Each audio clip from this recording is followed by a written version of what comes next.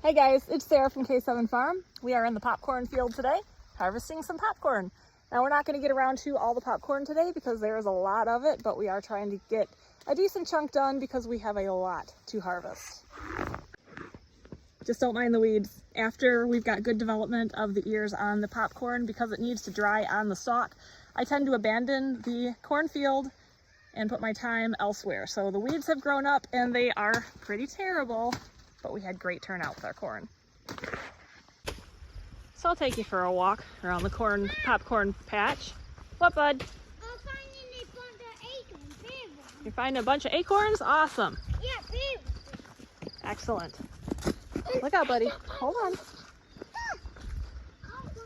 So it starts getting spotty here. So then it goes like, oh boy, I don't even know how far down. We can go for a walk.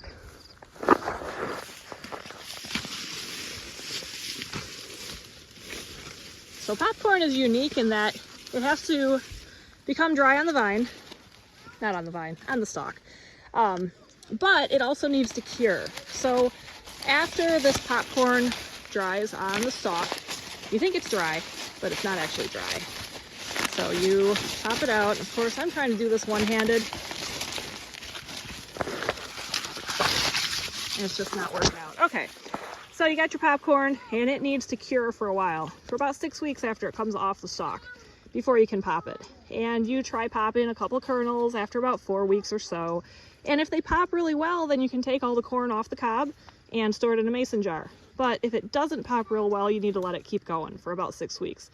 Sometimes a little more. It really depends on the conditions in the area that you're drying it in. But you want to keep it dry and warm.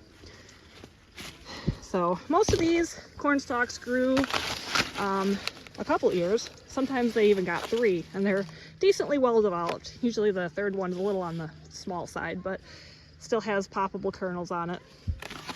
So that's pretty interesting.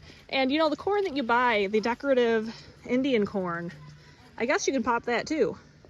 But the interesting thing is with popcorn, you take the husk off of it if you want like decoration. You can take the husk off of it and bunch it behind the exposed corn cob and tie it up and put it on your wall in your house, and you can decorate and cure your popcorn at the same time.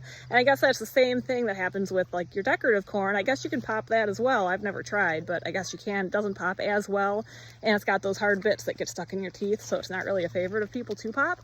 This is not supposed to have that.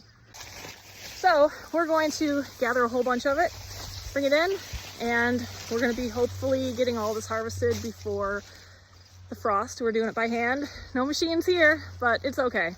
We'll make it work. We always do. Talk to you later.